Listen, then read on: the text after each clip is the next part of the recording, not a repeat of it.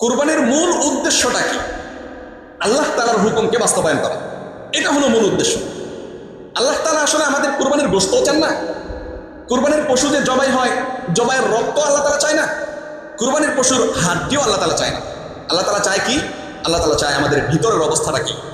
লা ইয়ানালাল্লাহু লুহুমুহা ওয়ালা দিমাউহা ওয়ালাকিন ইয়ানালুহুত তাকওয়া মিনকুম। আল্লাহ তাআলা তোমাদের এই পশুর বিশাল মোটা তাজা তোমরা একটা কুরবানি দিলা, এটার গোশত আল্লাহ তাআলার কাছে যাবে না। এই গোশত তোমরাই খাইবা, এটার রক্ত আল্লাহ তাআলার কাছে যাবে না, এটার রক্ত মাটির মধ্যেই পড়ে থাকবে। কিন্তু তোমার ভেতরের তাকওয়াটা আল্লাহ তাআলা দেখবেন যে আসলে তুমি কি মনে করে কুরবানিটা দিয়েছো, তোমার নিয়তটা কি। তোমার নিয়ত কি সামাজিকতা? তোমার নিয়ত কি শ্বশুরবাড়ির মন রক্ষা করা? তোমার নিয়ত কি মানুষ কি বলবে? أما بعد فأعوذ بالله من الشيطان الرجيم بسم الله الرحمن الرحيم إنا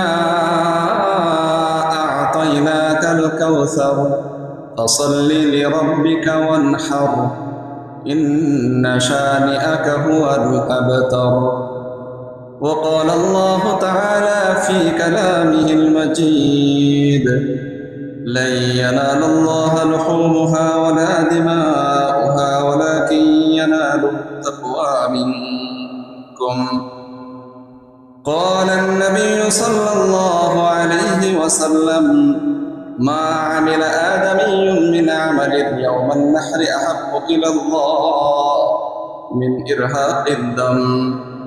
উপস্থিত মুআজ্জাজ মুহতারাম, সম্মানিত মুসল্লিয়ানে কেরাম, পর্দার আড়ালে অবস্থানরত দিনদার পরহেজগার মা ও বোনেরা, মহান রব্বুল আলামিনের কাছে অনেক শুকরিয়া যে মহান রব্বুল ইজ্জত আপনাকে আমাকে আজকের এই জুমার দিনে মসজিদে আসার বসার তৌফিক দান করেছেন।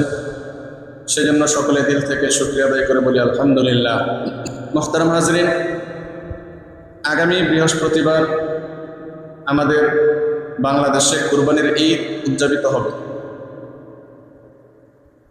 ঈদুল আজহা যাকে বলা হয়, ঈদুল আজহার দিন একটি আমল আল্লাহ সুবহানাহু ওয়া তাআলার কাছে সর্বশ্রেষ্ঠ একটি আমল, সেটা হলো কুরবানি করা।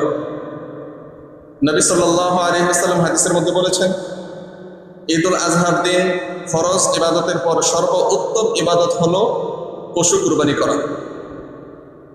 মুহতারাম হাজরিন, আমাদের সমাজে যে পশু কুরবানির প্রচলন আছে, অথবা আমাদের ধর্মীয় দৃষ্টিকোণ থেকে যে পশু কুরবানির প্রচলন আছে, এই পশু কুরবানির প্রচলন সাইয়্যিদনা ইব্রাহিম আলাইহিস সালাতু ওয়াস সালামের জামানা থেকে চলে আসছে। নবী সাল্লাল্লাহু আলাইহি সাল্লাম হাদিসের মধ্যে বলেছেন, সুন্নাত আবিকুম ইব্রাহিম। সাহাবায়ে কেরাম আল্লাহ নবী সাল্লাল্লাহু আলাইহি সাল্লামকে কুরবানির ব্যাপারে জিজ্ঞেস করেছিলেন। আল্লাহ নবী সাল্লাল্লাহু আলাইহি সাল্লাম সাহাবীদেরকে লক্ষ্য করে বলেছেন, কুরবানি হলো আমাদের পিতা সাইয়্যিদনা ইব্রাহিম আলাইহিস সালাতু ওয়াস সালামের সুন্নাহ। মুহতারাম হাজরিন, কুরবানির অর্থই হলো ত্যাগ স্বীকার করা, মনের প্রিয় বস্তুকে জলাঞ্জলি দেওয়া, আমাদের মন এবং দিল যেই দিকে আকর্ষণ বা আকৃষ্ট হয়ে আছে, ওই আকৃষ্ট বস্তুকে আল্লাহর রাস্তায় কুরবানি করে দেওয়া। কুরবানির ইতিহাস অনেক বড় ইতিহাস। সাইয়্যিদনা আদম আলাইহিস সালাতু ওয়াস সালামের সন্তানদের থেকে কুরবানির ইতিহাস চলে আসছে। দুই ভাই তাদের কাঙ্ক্ষিত বস্তু কুরবানি করলো। কুরবানি করার পর এক ভাইয়ের কুরবানি আল্লাহ সুবহানাহু ওয়া তাআলা কবুল করলেন, অপর ভাইয়ের কুরবানি আল্লাহ সুবহানাহু ওয়া তাআলা কবুল করলেন না। তো যাই হোক, কেন আরেক ভাইয়ের কুরবানি কবুল হলো, আমার কুরবানি কবুল হলো না? ওইখান থেকেই দুই ভাইয়ের মধ্যে দ্বন্দ্ব। যেই ভাই একটু হিংসুটে ছিল, এই ভাই সরল সহজ হাবিল ভাইকে হত্যা করলো। মানব ইতিহাসে প্রথম জঘন্যতম অপরাধ হত্যা। তাই মুহাদ্দিসরা কেরাম বলেন, কিয়ামত পর্যন্ত কোনো মানুষ যদি হত্যা করে, এই হত্যার যে গুনাহ হবে, এই গুনার একটা ভাগ কাবিলের আমলনামায় যাবে। কারণ কাবিল সর্বপ্রথম তার আপন ভাই হাবিলকে হত্যা করেছে। আপন ভাই হাবিলকে হত্যা করার স্বরূপ যে গুনাহ সে কামাই করেছে, পাশাপাশি একটা দৃষ্টান্ত সে জাতির জন্য উপস্থাপন করেছে কিভাবে হত্যা করতে হয়। এই শিক্ষাটা কাবিল থেকে মানুষ নিয়েছে। তো খারাপ জিনিসের শিক্ষাও যদি কেউ দেয়, অপর মানুষ যদি এই খারাপ জিনিস শিক্ষা করে সেও যদি খারাপ কাজ করে, তাহলে যিনি শিক্ষা দিলেন তার আমল নামায় গুনাহ যাবে। উল্টা দিকে কোনো মানুষ যদি ভালো কাজ করে, ভালো কাজ করার পর এই ভালো কাজের প্রতি উৎসাহ আগ্রহ উদ্দীপনা হয়ে যদি অন্য মানুষও ভালো কাজ করে, ভালো কাজ করার ফলে যে সওয়াব অর্জিত হয়, যিনি শিক্ষা দিয়েছেন বা যার কাছ থেকে উদ্বুদ্ধ হয়েছে তার আমল নামায়ও ভালো কাজের সওয়াব যাবে। মুহতারাম হাজরিন, দুই ভাইয়ের মধ্যে দ্বন্দ্ব, এক ভাই আরেক ভাইকে হত্যা করলো। যাই হোক, ওই সময় থেকে কুরবানির ইতিহাস। কিন্তু আমরা যেই পশু কুরবানি করি, এই কুরবানির ইতিহাস হলো সাইয়েদনা ইব্রাহিম আলাইহিস সালাতু ওয়াস সালাম। কুরবানির একটা অর্থ হলো ত্যাগ স্বীকার করা, স্যাক্রিফাইস করা। ইব্রাহিম আলাইহিস সালাতু ওয়াস সালামকে আমরা আমাদের জাতির পিতা বলি। মিল্লাত আবিকুম ইব্রাহিম হুয়া সাম্মাকুমুল মুসলিমিন। ইব্রাহিম আলাইহিস সালাতু ওয়াস সালাম জীবনে যে ত্যাগ স্বীকার করছেন, ইব্রাহিম আলাইহিস সালাতু ওয়াস সালাম জীবনে যে কুরবানি করেছেন, এটা সারা বিশ্ববাসীর জন্য কিয়ামত পর্যন্ত নিদর্শন হয়ে থাকে। দীর্ঘ 80 বছর হয়ে গেছে, সন্তান হয় না। অনেক কান্নাকাটি করার পর আল্লাহ সুবহানাহু ওয়া তাআলার কাছ থেকে একটা সন্তান পাইলেন, নাম রাখলেন ইসমাঈল আলাইহিস সালাম। কিন্তু সন্তান যখন একেবারে ছোট, দুধের শিশু, ওই সময় আল্লাহ সুবহানাহু ওয়া তাআলা ইব্রাহিম আলাইহিস সালামকে হিজরত করার নির্দেশ দিলেন। যান, আপনি হিজরত করেন, ফিলিস্তিনের ময়দানে হিজরত করেন। সন্তান আর সন্তানের মা মক্কা মুকাররমার মধ্যে আছে, আপনি ফিলিস্তিনে হিজরত করেন, সেখানে আবাদ করেন। মুহতারাম দোস্ত, 80 বছর পর একটা সন্তান পাইছে। ওই সন্তানকে রেখে তার মাতৃভূমি ছেড়ে আরেক জায়গায় হিজরত করা, এটা কি খুব সহজ ব্যাপার? কে বলেন, এটা কি খুব সহজ ব্যাপার? আমরা আমাদের সন্তান যদি বাড়িতে থাকে, ছোট ছোট সন্তান যদি থাকে, তাদের ছেড়ে আমরা আমাদের কর্মস্থলে যেতে পারি না। সন্তানের প্রতি একটা মায়া, একটা আবেগ, একটা অনুভূতি কাজ করে। কিন্তু অনিশ্চিত ভবিষ্যতের জন্য সন্তানকে এক জায়গায় রেখে আরেক জায়গায় প্রায় 1000 কিলোমিটার দূরে আবার আরেক জায়গায় পাড়ি দেওয়া লাগছে ইব্রাহিম আলাইহিস সালামের জন্য। এটাও একটা পরীক্ষা, এটাও একটা স্যাক্রিফাইস। ইব্রাহিম নবী যখন সামনের দিকে অগ্রসর হচ্ছেন, পিছন দিক থেকে তার স্ত্রী বলতেছে, আপনি কোথায় যাচ্ছেন আমাদেরকে ছেড়ে? ইব্রাহিম নবী পিছনে তাকায় নাই। যখন পিছনে তাকাচ্ছে না, স্ত্রী ভাবতেছে এটা মনে হয় আল্লাহ তাআলার হুকুম। এটা কি আপনার আল্লাহ তাআলার হুকুম? ইব্রাহিম নবী বলতেছেন হ্যাঁ। ইব্রাহিম নবীর স্ত্রী সাথে সাথে ক্ষান্ত হয়ে গেলেন, যেহেতু আল্লাহ তাআলার হুকুম, অবশ্যই আল্লাহ তাআলা এখানে কোনো খায়ের রাখছেন, এখানে কোনো ভালো রাখছেন। মুহতারাম হাজরিন, ইব্রাহিম নবী সেই ফিলিস্তিনের ময়দানে চলে গেল। দীর্ঘকাল পর আবার আল্লাহ তাআলার নির্দেশে মক্কাতুল মুকাররমায় আসলেন। ফালাম্মা বালাগা মাআহু সা'য়া ক্বালা ইয়া বুনাইয়া আন্নী আযবাহুকা ফানজুর মাযা তারা। দীর্ঘকাল পর আবার যখন নাকি বাড়িতে আসলেন, আসার পর আল্লাহ তাআলা স্বপ্নে দেখাইছে যে আমি তোমার প্রিয় বস্তুর কুরবানি চাই। এটা এই ঘটনা আমরা সকলে পড়েছি, শুনেছি। এক এক করে ইব্রাহিম নবী সাল্লাল্লাহু আলাইহিস সালাম বুঝতে পারলেন আমার প্রিয় বস্তু হলো আমার সন্তান। ফালাম্মা বালাগা মাআহু সা'য়া, বালাগা মাআহু সা'য়া এর অর্থ হলো সন্তান যখন বাবার সাথে হাঁটি হাঁটি পা পা করে চলাফেরা করে। সন্তান বাবার সাথে চলাফেরা করে। এটা কয় বছর? মুহাদ্দিসিনে কেরাম বলেছেন 8 থেকে 12 বছর, এর মধ্যেই। তো 8 থেকে 12 বছর যদি সন্তানের থাকে, সন্তানের প্রতি কেমন মায়া কাজ করে। ওই সময় আল্লাহ সুবহানাহু ওয়া তাআলা সন্তানের কুরবানি চাইলেন। অনেক লম্বা চড়া ঘটনা কুরবানি দেওয়ার জন্য ইব্রাহিম আলাইহিস সালাম পাক্কা ইরাদা। ফানজুর মাযা তারা, সন্তান আমি তো তোমাকে কুরবানি করার জন্য, আমি স্বপ্নে দেখেছি আমি যেন তোমাকে কুরবানি করি, এটা আল্লাহ তাআলার নির্দেশ। ফানজুর মাযা তারা, তোমার কি খেয়াল, তোমার কি পরামর্শ কি? ক্বালা ইয়া আবাতি ফাআল মা তু'মার। আব্বাজান, আল্লাহ তাআলা আপনাকে যা হুকুম করেছেন আপনি তা বাস্তবায়ন করেন। সাতাজিদুনি ইনশাআল্লাহু মিনাস সাবিরিন, আপনি ভাইবেন না আমি অধৈর্য হয়ে যাব, আপনি আমাকে ধৈর্যশীল পাবেন। আমি অধৈর্যশীল হব না, আমি ধৈর্যহারা হব না, আপনি আমাকে ধৈর্যশীল পাবেন। আপনি আপনার কাজ করেন। ইনশাআল্লাহু মিনাস সাবিরিন, আমি ধৈর্যশীল হব ইনশাআল্লাহ। মুহতারাম হাজরিন, ইব্রাহিম আলাইহিস সালাম সন্তানকে কুরবানি করার জন্য সেই কুরবানির স্থানে নিয়ে গেলেন। নিয়ে যাওয়ার পথেই শয়তান কিন্তু ধোঁকা দিছে, বারবার ধোঁকা দিছে। ইব্রাহিম, তুমি কোথায় যাচ্ছ? তোমার সন্তানকে তুমি মেরে ফেলবা? এত বছর সাধনা করার পর তুমি তোমার সন্তান পাইছো, এটা তোমার ভবিষ্যৎ। এই সন্তানের মাধ্যমে দুনিয়াতে তোমার নসল ঠিক থাকবে, তুমি এই সন্তানকে মেরে ফেলার জন্য যাচ্ছ। বারবার ধোঁকা দিচ্ছে। আর শয়তানকে সাইয়েদনা ইব্রাহিম আলাইহিস সালাম পাথর মেরে শয়তানকে প্রতিহত করেছেন। আজকে হাজী সাহেবরা ওই জামারার মধ্যে পাথর মারে, হজ করতে গিয়ে পাথর মারে। এই পাথরের ইতিহাস হলো ইব্রাহিম আলাইহিস সালামকে যে শয়তান ধোঁকা দিয়েছে, ওই ধোঁকা থেকেই শুরু হয়েছে জামারায় পাথর নিক্ষেপ করা। মুহতারাম হাজরিন, শয়তানের ধোঁকাকে উপেক্ষা করে সাইয়েদনা ইব্রাহিম আলাইহিস সালাম যখন সন্তানের উপর ছুরি চালাবেন, ওই সময়ও ইব্রাহিম আলাইহিস সালামের ভিতরে একমাত্র আল্লাহ তাআলার ভয় ছিল এবং একমাত্র আল্লাহ সুবহানাহু ওয়া তাআলা রাজি এবং খুশি ছিল। না হয় কোনো বাবার জন্য সন্তানকে কুরবানি করা কোনো সহজ ব্যাপার নয়। ইব্রাহিম আলাইহিস সালাম পেরেছেন, তার কারণ হলো ইব্রাহিম নবীর ভিতরে আল্লাহ তাআলার প্রেম ছিল, মহব্বত ছিল, ভালোবাসা ছিল এবং আল্লাহ তাআলার হুকুমের প্রতি আনুগত্য ছিল। আমরা তো আজকে 10,000, 15,000, 20,000 টাকা দিয়ে পশু কুরবানি করব, এটাই তো আমাদের দিলের মধ্যে বাদে, হাই মা এতগুলো টাকা শেষ হয়ে যাবে, এতগুলো টাকা একসাথে চলে যাবে, আমাদের দিলের মধ্যে বাধা আসে। কিন্তু ইব্রাহিম আলাইহিস সালাম তার আপন সন্তানকে কুরবানি দিচ্ছেন, সেখানে ইব্রাহিম নবীর বিন্দুমাত্র কোনো অনুশোচনা নাই, কারণ আল্লাহ তাআলার হুকুম। মুহতারাম দোস্ত, যখন নাকি আল্লাহ তাআলার হুকুমে ইব্রাহিম আলাইহিস সালাম তার সন্তানের উপর ছুরি চালাচ্ছিলেন, ঠিক ওই সময় আল্লাহ তাআলা তার কুরবানি কবুল করে নিলেন। সন্তানকে অন্যত্র সরিয়ে এখানে একটা পশু জবাই করে দিলেন। সুবহানাল্লাহি ওয়া বিহামদি। ওই পশু জবাই থেকে এখনো পর্যন্ত জারি আছে, প্রবাহিত আছে, যে এখন প্রত্যেক নেশাবভুক্ত ব্যক্তি যারা আছে তারা সকলেই একটা পশু কুরবানি দিবে। আল্লাহ সুবহানাহু ওয়া তাআলা ইব্রাহিম আলাইহিস সালামের এই স্যাক্রিফাইস, এই ত্যাগ, এই কুরবানি আল্লাহ তাআলা কবুল করে নিলেন। এই হলো কুরবানির মোটামুটি সংক্ষিপ্ত ইতিহাস। নবী সাল্লাল্লাহু আলাইহি সাল্লামকে সাহাবায়ে কেরাম জিজ্ঞেস করেছিল, মা হিয়া উযহিয়া, ইয়া রাসূলুল্লাহ উযহিয়াটা কি? হিয়া সুন্নাত আবিকুম ইব্রাহিম।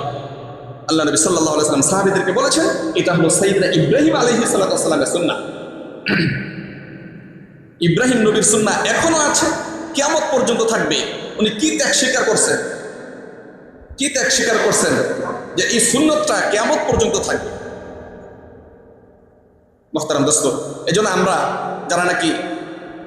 যারা নাকি নেসাবের আওতায় আছি, আমাদের যাদের উপর কুরবানি ওয়াজিব হয়েছে, একমাত্র আল্লাহ তাআলার জন্য, লিল্লাহিয়াতের জন্য কুরবানি করব।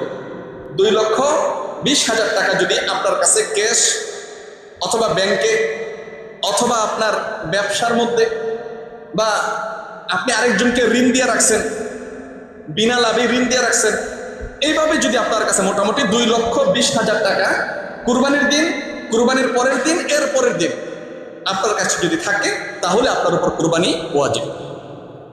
এখন আপনি পুরুষ হন অথবা মা বোন যারা আছে তারা হোক, নারী হোক অথবা পুরুষ হোক, তবে যদি ছোট বাচ্চা হয়, অপ্রাপ্ত বয়স্ক ছোট বাচ্চা, বালেগা না, তাহলে তাদের উপর কুরবানি ওয়াজিব না। কিন্তু যারা বালেগ অথবা বালেগা হয়ে গেছে, এদের কাছে যদি আপনার এই পরিমাণ স্বর্ণরূপা অথবা অর্থ সম্পদ থাকে, তাহলে তাদের কুরবানি দেওয়া ওয়াজিব। এখন আপনি হিসাব করেন, আমাদের সন্তান যারা আছে, যদি আমার সন্তান 16-17 বছর বয়সের হয়, আর আমার সন্তানের যদি অর্থ সম্পদ থাকে, তাহলে তার উপর কুরবানি ওয়াজিব। আপনার মেয়ে আছে, বিবাহের উপযুক্ত, আপনি এখনো বিবাহ দেন নাই, বিবাহের উপযুক্ত কিন্তু আপনি বিবাহ দেন নাই, কিন্তু এই মেয়ের ভালো পরিমাণ স্বর্ণরূপা আছে, যেগুলোর মূল্য 2,20,000 টাকা হবে।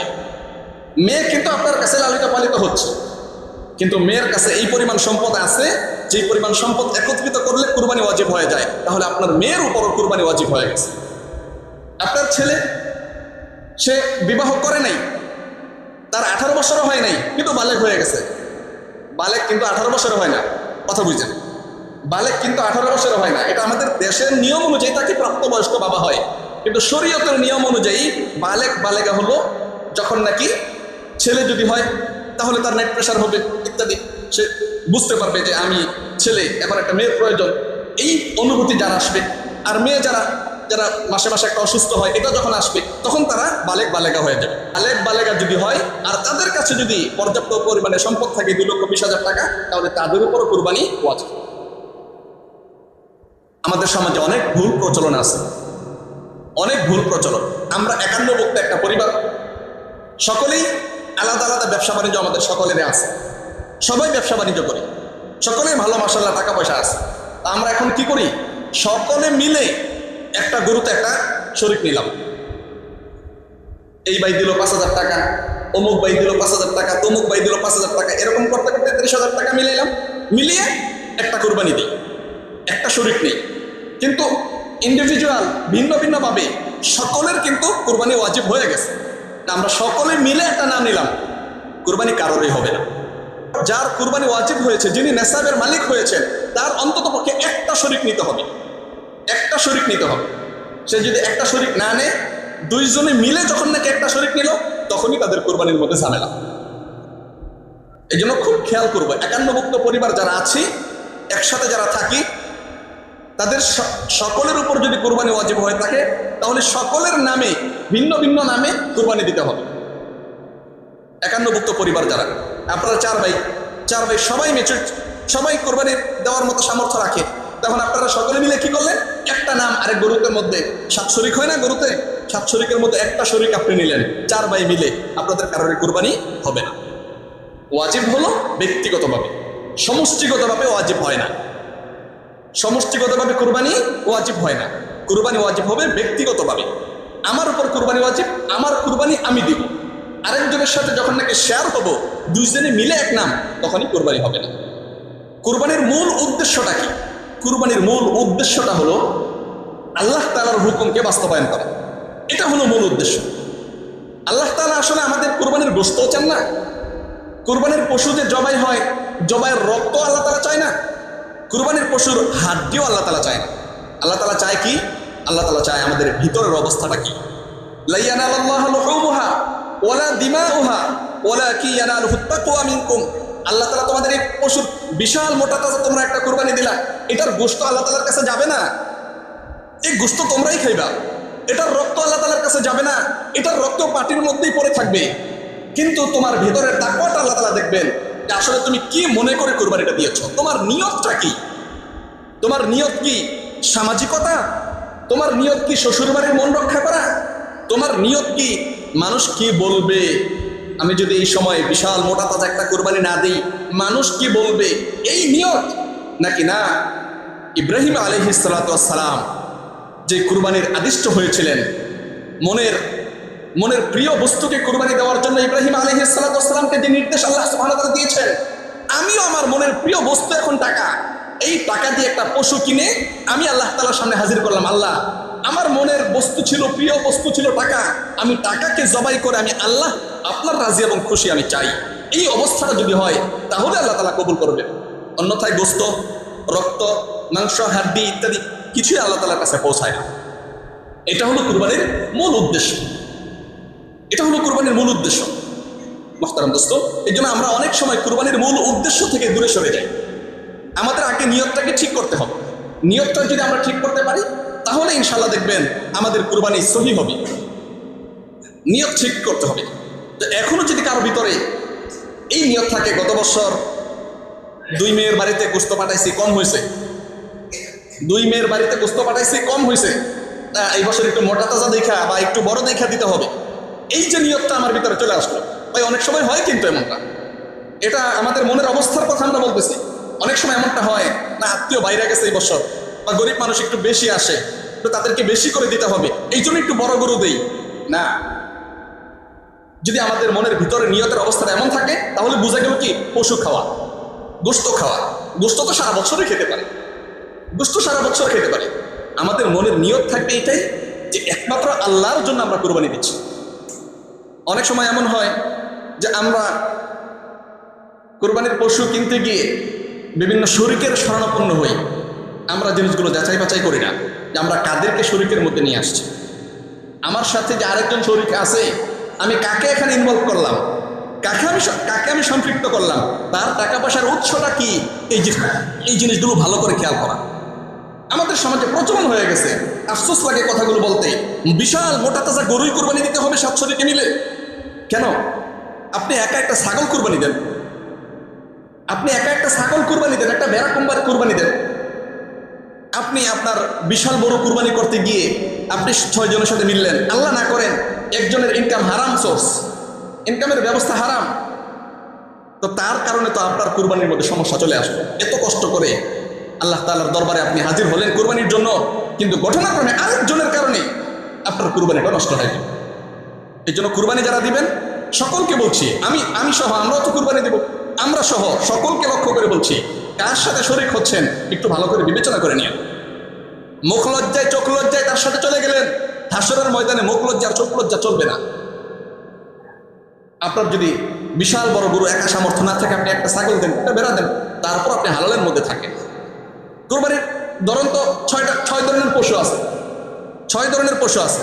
আপনি যদি বিশাল অর্থ সম্পদের মালিক হন, আপনি ওট দেন, ওট কুরবানি দেন। আপনি যদি বলেন না না আমি একা দিব না ওট, আপনি তাহলে আরেকটা গরু দেন, একটা গরু দেন। এখানেও যদি বলেন না আমি একটা গরু দিতে পারবো না, তাহলে আপনার জন্য আরেক অপশন আছে, আপনি মহিষ দেন। আপনি যদি এটাও সামর্থ্য না থাকে, তাহলে আপনি একটা ছাগল দেন একা, আপনি একটা বেড়া দেন, অথবা একটা দুম্বা দেন। 6 ধরনের পশু দিয়ে কুরবানি দেওয়া যায়, আপনার জন্য অপশন রাখা আছে। আপনার শুধু গরুর দিকেই যাওয়া লাগবে বিষয়টা তা নয়। গরুতে গেলেন, 7 শরিকে আসলো, 1 শরিক বেজাল হলো, কুরবানির মধ্যে বেজাল চলে আসলো। আর যদি সকলে মনে করেন যে না আমি স্যাটিসফাই, আমি জানি তার ইনকামের ব্যাপারে কি অবস্থা, যদি আপনারা একই হন আলহামদুলিল্লাহ কোনো সমস্যা নেই, আপনারা 7 শরিক মিলে দিতে পারেন। কিন্তু আরেকটা সমস্যা হয় কি, আমরা তো এখন বর্তমান কি বলবো, যেই ধরনের মোটা তাজা গরু দেখা যায়, মনে হয় কি গরুটার 5 বছর হয়ে গেছে, কিন্তু গরুর হয়েছে 1.5 বছর। গরুর হয়েছে কয় বছর? 1.5 বছর। কি বলবেন, বিশাল মোটা তাজা গরু দেখা যায়। আর ভাই ফার্ম মুরগি 1 মাসে দেখেন না 2 কেজি 2.5 কেজি বানাই ফেলে। তারপর ফার্ম মুরগি যদি বানাইতে পারে ইনজেকশন ইত্যাদি সুই দিয়ে বা মেডিসিন দিয়ে, গরুর কি 1.5 বছরে আপনার 3 বছরের মতো বানাইতে পারবো না? আছে। এই জিনিসগুলো আমাদের খুব ভালো করে খেয়াল রাখতে হবে। ওট যদি কেউ কুরবানি দেয়, তাহলে ওটের বয়স হতে হবে অন্তত পক্ষে 5 বছর। 5 বছরের একদিন কম, 5 বছরের একদিন কম কুরবানি হবে না। গরুর 2 বছর, একেবারে নিচে 2 বছর, 2 বছরের একদিন কম কুরবানি হবে না। আপনারা মনে করেন দাঁত উঠছে কিনা বা দাঁত পড়ছে কিনা, দাঁত ওঠা বা পড়ার বিষয় না, দাঁত ওঠা বা পড়ার বিষয় না, গরুর বয়স 2 বছর। এখন মুরব্বী যারা আছেন তারা মনে করেন দাঁত যদি 2টা পড়ে তাহলে এটা 2 বছর ধরা হয়। এখন দাঁত যদি নিজে ভাঙে নিয়ে আসে, কি বলেন, কি কথা বুঝেন নাই? দাঁত যদি নিজে ভাঙে নিয়ে আসে তাহলে আপনি কি বলবেন? আপনারা তো দেখাই বই যে দাঁত পড়ছে, দাঁত পড়ছে। আল্লাহু আকবার, আল্লাহ তাআলা আমাদেরকে হেফাজত করেন। আল্লাহর জন্য একটু ভয় করি, আল্লাহকে ভয় করি। বলে গরুর 2 বছর, একেবারে 2 বছর, 2 বছরের কমে যদি হয় তাহলে গরু দিয়ে কুরবানি হবে না।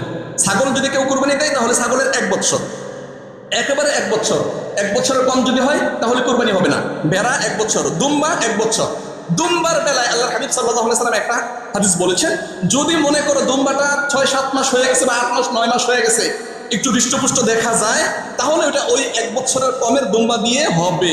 কিন্তু এই মাসালাটা আমরা ভুলবশত অনেকে ছাগলের ক্ষেত্রে কাজে লাগাই না। এই হৃষ্টপুষ্টর বেলায় যে মাসালাটা আসছে এটা হলো সির্ফ দুম্বার ব্যাপারে, ছাগলের ব্যাপারে না। এই জিনিসগুলো আমরা মাথায় রাখবো ইনশাআল্লাহ। এই হলো পশুর ধরন, যে পশু কোন ধরনের পশু আপনারা জবাই করবেন।